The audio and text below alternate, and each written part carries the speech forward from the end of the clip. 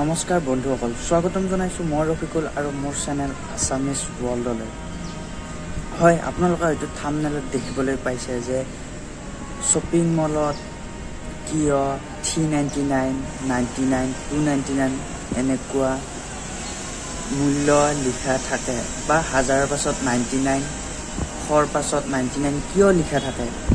এই সন্দৰ্ভত মই আজি আপোনালোকক বুজাবলৈ চেষ্টা কৰিম। মই যিখিনি জানো বা মই যিখিনি বেলেগৰ ভিডিঅ' চাই বা বেলেগৰ পঢ়ি বা বেলেগত চাই শিকি যিখিনি গম পাওঁ বা যিখিনি জানো সেইখিনি আজি আপোনালোকক মই ক'ম বুলি ভাবিছোঁ।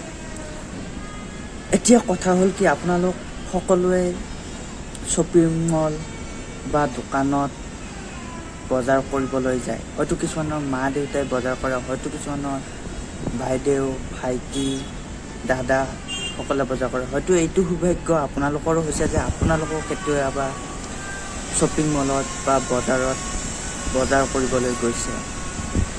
তেতিয়া হয়তো আপোনালোকে দেখিছে যে তাত গ'লে মোবাইলৰ কভাৰ এটা যদি, এইটো সকলোৰে প্ৰয়োজনীয় বস্তু বা সকলোৱে ব্যৱহাৰ কৰা বস্তু, মই উদাহৰণ দিছোঁ, মোবাইলৰ কভাৰটো যদি আপোনালোকে কিনিবলৈ যায় তেতিয়া আপোনালোকে দেখিবলৈ পাব যে তাত 299, 399 এনেকুৱা লেখা থাকে।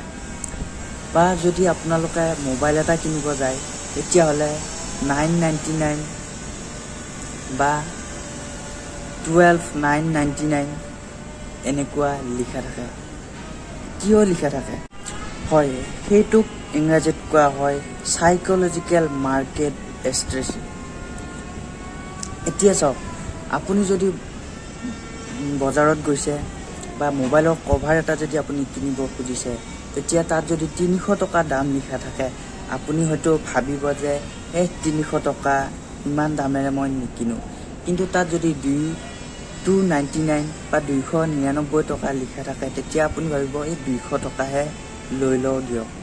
কাৰণ আপুনি সেই 99 টকাটো আপুনি নাভাবে, খালি 200 টকাটো ভাবিব।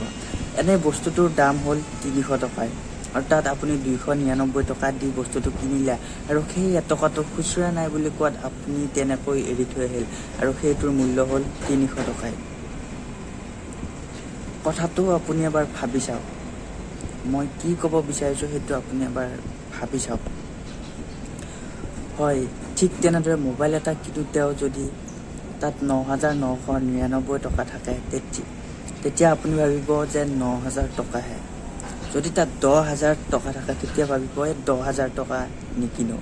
আৰু সেই মোবাইলটোৱে যদি 9,999 টকাত বেলেগ এটা শ্বপিং মলত বা বেলেগ এখন শ্বপত দোকানত আপুনি দেখা, তেতিয়া ভাবিব যে হয় 9,000 টকা এইটো মই লৈ লওঁ। কিন্তু তাত 999 টকাটো আপুনি নেচালে বা নেভাবিলে, কিন্তু সেইটো আপুনিও পে' কৰিলে আৰু অৱশেষত সেই এটকাটো খুচুৰা নাই বুলি কোৱাত আপুনি এৰি থৈ আহিল আৰু সেইটোৰ আপুনি সেই মোবাইলটোৰ দাম পে' কৰিলে 10,000 টকাই।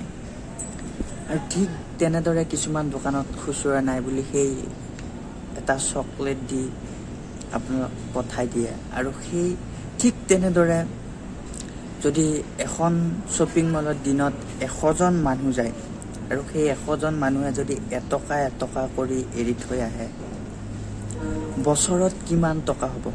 আৰু সেই এটকাটো আপুনি এনেই এৰি দি থৈ আহিছে, সেইটো কোনো মূল্যৰ বা কোনো বস্তুৰ বিনিময়ত দি থৈ অহা নাই।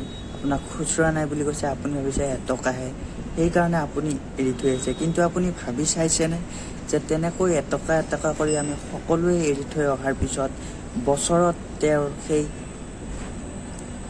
বিনা একো নিবিকাকৈ তেওঁৰ কিমান টকা আহে?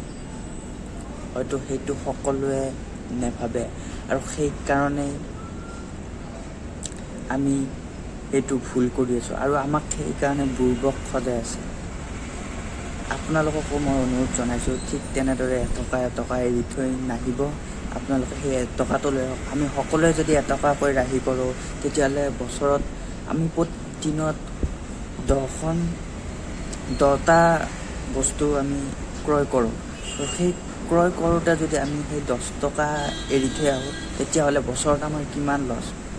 আমাৰ ঘৰৰ প্ৰত্যেকজনে যদি তেনেকৈ এটকা এটকা ৰাহি কৰোঁ, হয়তো কিবা এটা ৰাহি হ'ব। সেইকাৰণে আপোনালোকক এটা অনুৰোধ যে সেই 99ত চকৰ কৰি এটকাকৈ নেৰিব। হয়তো বন্ধুসকল আপোনালোকে এতিয়া গম পালে যে চাইক'লজিকেল মাৰ্কেট ষ্ট্ৰেটেজি এই বস্তুটো কি আৰু দোকানত কিয় 399 299 এইবিলাক প্ৰাইচ কিয় লগায়, ডাইৰেক্ট কিয় 400-500 নলগায়। হয়তো এইটো আপোনালোক সকলোৱে বুজি পালে। যদি ভিডিঅ'টো ভাল লাগিছে লাইক কমেণ্ট শ্বেয়াৰ আৰু ছাবস্ক্ৰাইব কৰি দিব। আৰু যদি এনেকুৱা নতুন নতুন ইউনিক ভিডিঅ' লাগে তেতিয়াহ'লে মোৰ চেনেলটো ছাবস্ক্ৰাইব কৰক আৰু কমেণ্ট কৰি জনাওক যে যদি কিছুমান নতুন কণ্টেক্ট টপিকৰ ওপৰত ভিডিঅ' বনাব লাগে। তো আজিলৈ পাই ইমানেই। জয় হিন্দ।